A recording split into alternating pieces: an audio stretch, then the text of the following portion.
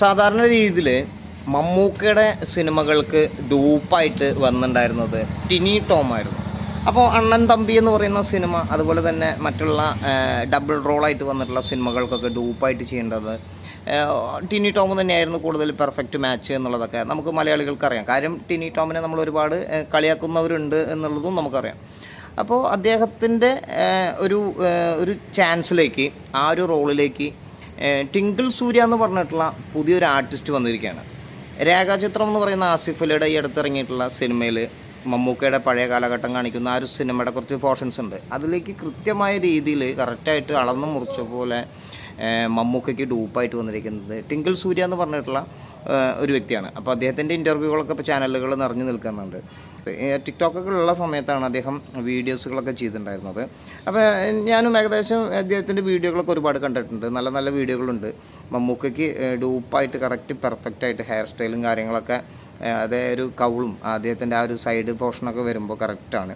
ഇപ്പോഴത്തെ body language ഒക്കെ കറക്റ്റാക്കിയിട്ട് കുറച്ച് വെയിറ്റൊക്കെ കുറച്ച് അദ്ദേഹം മമ്മൂക്കയുടെ ആ ഒരു ഡൂപ്പിന് വേണ്ടിയിട്ട് അത്രമാത്രം എഫേർട്ട് എടുത്തിട്ട് ഈ ഒരു സിനിമയിലേക്ക് അദ്ദേഹത്തിന് ചാൻസ് കിട്ടിയപ്പോൾ അത് കൃത്യമായ രീതിയിൽ തന്നെ അത് കാണിച്ചിട്ടുണ്ട് എന്നുള്ളതാണ്.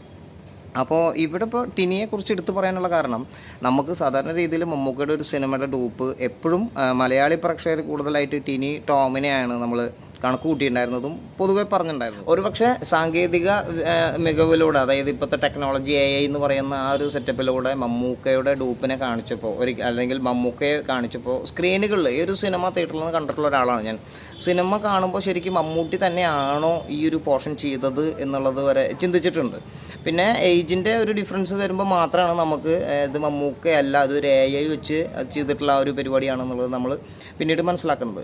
എന്തായാലും അദ്ദേഹത്തിന് മമ്മൂക്കയുടെ ഈ ഒരു ലൈഫിൽ, അതായത് മമ്മൂക്കയെ അദ്ദേഹം ഇമിറ്റേറ്റ് ചെയ്തിട്ട് ടിക്ടോക്കും വീഡിയോസുകളൊക്കെ ചെയ്തിട്ട് അദ്ദേഹത്തിന് കിട്ടുന്ന ഏറ്റവും വലിയൊരു അവാർഡ് കൂടിയാണ് ഈ ഒരു സിനിമയിൽ അദ്ദേഹത്തിന് അത് ചെയ്യാൻ കഴിഞ്ഞത് എന്നുള്ളത്. അത് അത്ര കൃത്യമായ രീതിയിൽ ആ സിനിമയിൽ അവതരിപ്പിക്കാനും അദ്ദേഹത്തിന് സാധിച്ചു എന്നുള്ളതാണ് എടുത്തു പറയുന്ന മറ്റൊരു കാര്യം. നിങ്ങൾ ഈ സിനിമ കണ്ടവരാണെങ്കിൽ ഇതിലെങ്ങനെയാണ് ആ മമ്മൂക്കയുടെ ആ ഒരു പോർഷൻ അയാൾ ചെയ്തിരിക്കുന്നത്, അല്ലെങ്കിൽ എത്ര കൃത്യമായിട്ടാണ് നമുക്ക് തോന്നിയത് എന്നുള്ളൊരു അഭിപ്രായം കൂടി വീഡിയോയ്ക്ക് താഴെ നിങ്ങൾ അറിയിക്കുക.